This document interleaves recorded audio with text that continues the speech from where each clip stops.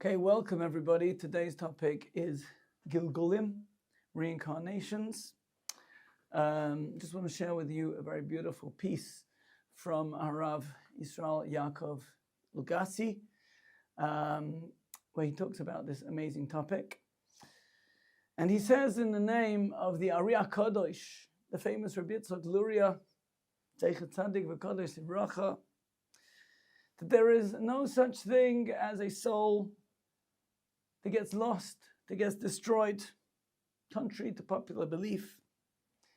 Based on the verse in Shmuel Bet, chapter 14, verse 14, it says, Ki lo yidach mimenu nidach, that he shall not push away from him nidach, in entirety.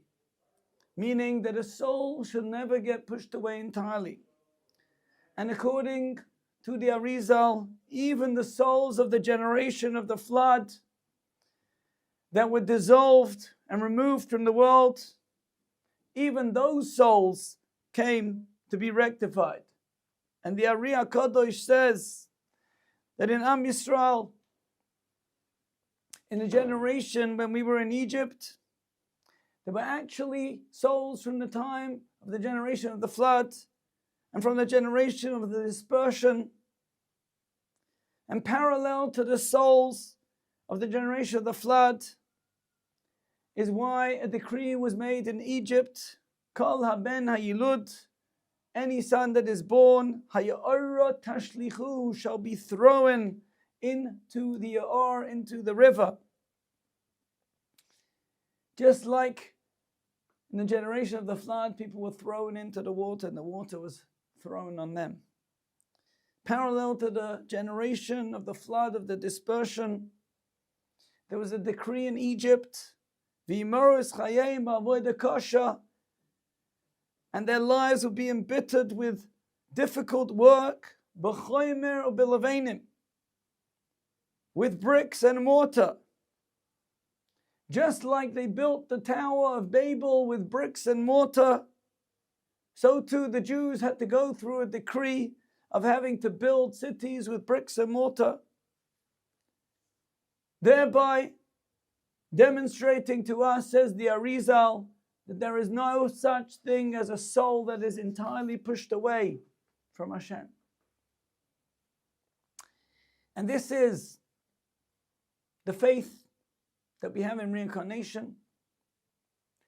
In fact, the Arizal wrote a whole book about this, on this topic, called Sha'ar HaGilgulim, literally the gate of the reincarnations, when incredibly he explains over there in tremendous detail how it is that this soul is reincarnated as this or as that, and why it is that a person has to go, as if a person committed the sin of immorality, so then they come back as a rabbit in certain situations, because rabbits are known for their promiscuity. If a person spoke Lashon Hara, they'll come back as a rock, because just like the rock is solid and the person should have stayed solid in terms of keeping their mouth closed, so they come back as a rock, in order that their words, their influence cannot be spread around, measure for measure. And he explains in that incredible work all different questions and problems, all different complications. He solves them all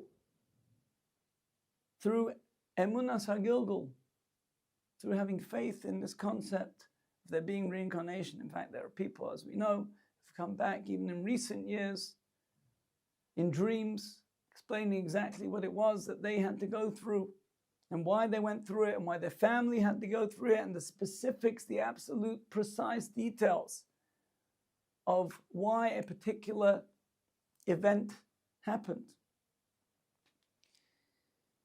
One of the questions, the hardest questions that's asked, is that a person seemingly is reincarnated each time to rectify something else. But the problem is that each time, don't we mess up again and again in different ways? And now we cause now this soul, this new soul, to have to come back again. Why? Because Hashem did not create us perfect. Ein tzaddik ba'aretz asher yasar v'lo chata. Says there's no such thing as a righteous person that lives, that doesn't sin. So how can it be? And the answer is that a person is really a combination of many different sparks that are all different parts of his neshama. Meaning that he's a combination sometimes of many different souls or parts of one soul, fragments of one soul. In fact, I once heard from Rav David Gottlieb, Shlita, based on this Arizal, that is the reason why people feel so broken in this generation. So broken and fragmented, because that's literally what they are. They're a soul that has come back. And in the previous incarnation, they didn't fix up 1.1.12 of their neshama. And they also didn't do so well with 1.134. And they also didn't do so okay with 1.2.1.4. And all those different parts of what they were supposed to do didn't get fixed up, and they come back with the specific task of fixing that up, fixing up those little bits. And that's why they feel so fragmented. And every single reincarnation fixes up a number of parts that would otherwise never achieve their rectification. And whatever is rectified this time doesn't need to be fixed up again.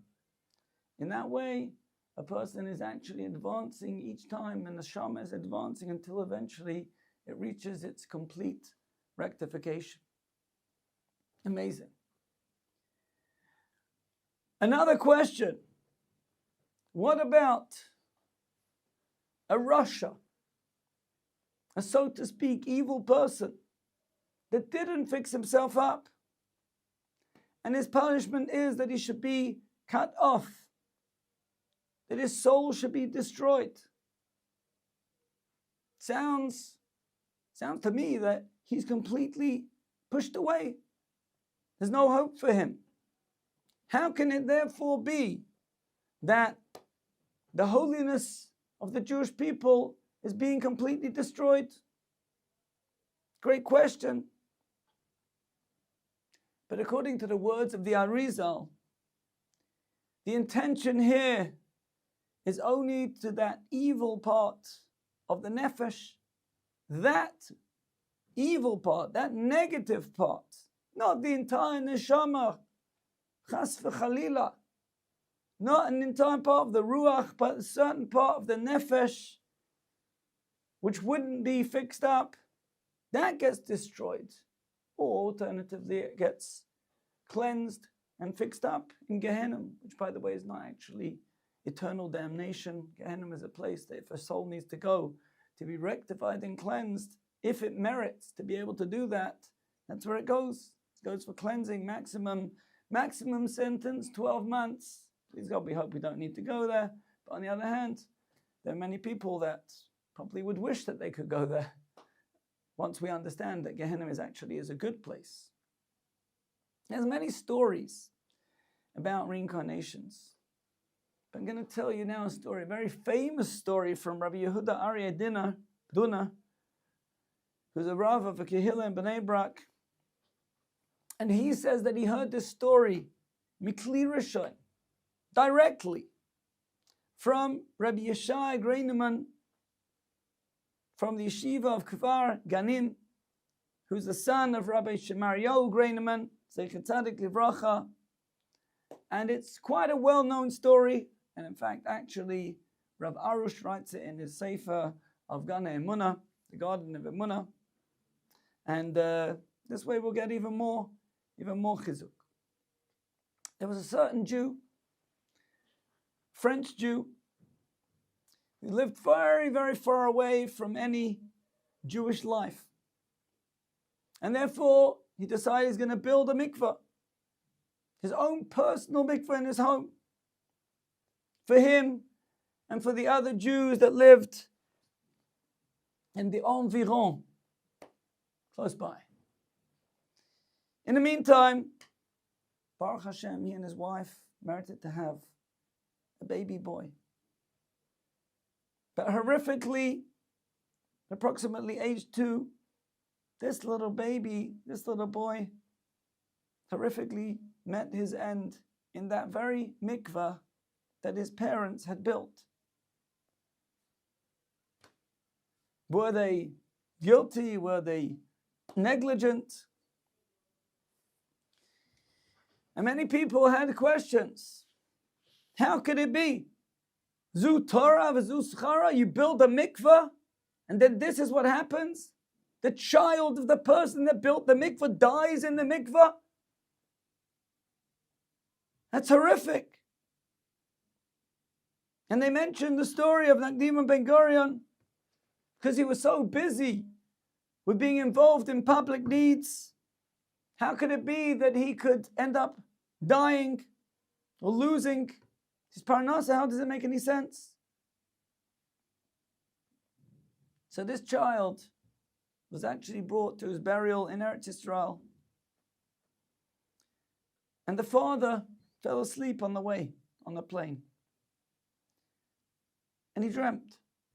He saw his son, his young toddler. And then he started to cry. He started to scream.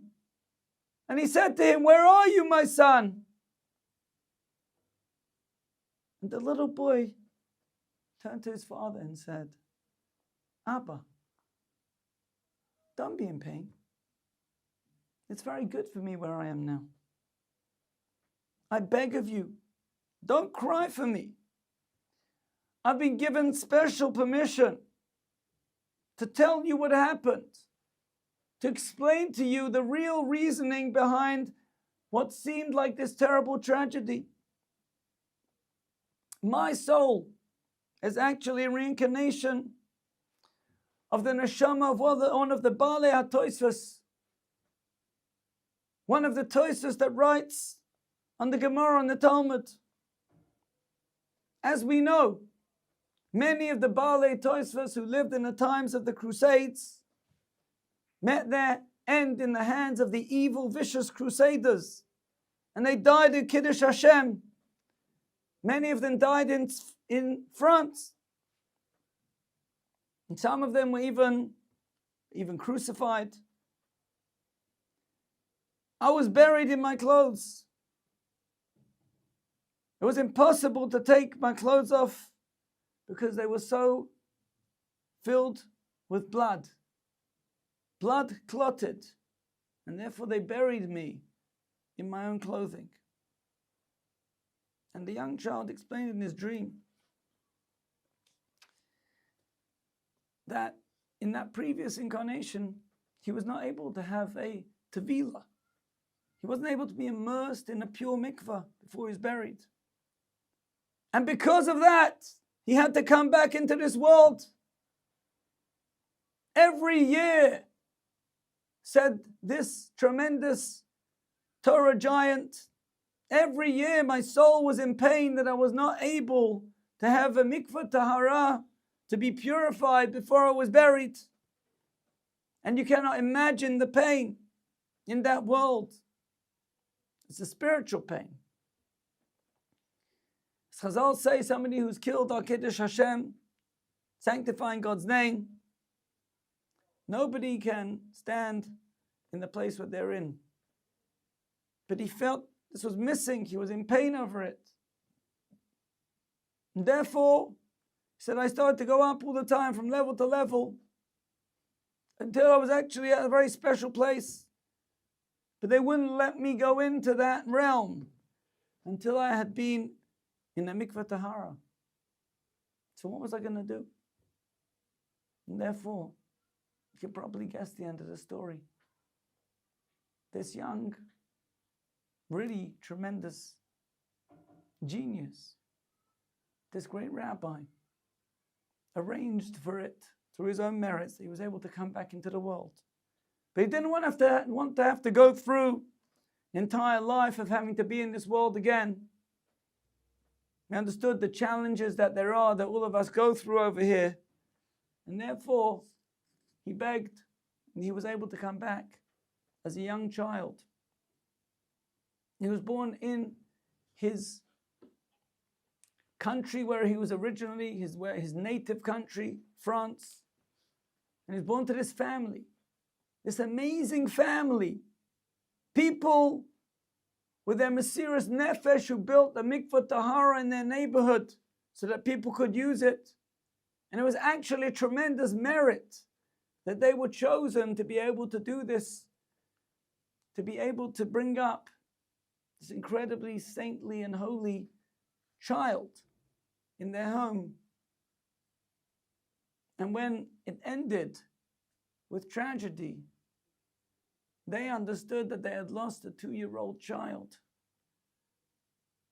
Actually, what had happened is they had had the privilege of having one of the saintly Baalei HaTosfos come back into their home and grow up in their home and achieve his Tikkun, his rectification of being immersed in a mikvah before he was buried, in their merits, because of how great they are. And obviously, none of us would wish, God forbid, to have to go through such a thing. But the family was comforted. The father was comforted. And when he came to bury his child in Israel, which is in itself also an extra merit, he understood he wasn't burying a 2-year-old child. He was burying one of the gigantic Baalei HaTosfos. Once we understand this, we understand how reincarnation works. It answers up many different questions, many challenges that we go through, many things that we don't understand. Why it is that Klal Yisrael had to go through what we've been through in these last couple of years here with the war here in Israel. All of a sudden things make more sense.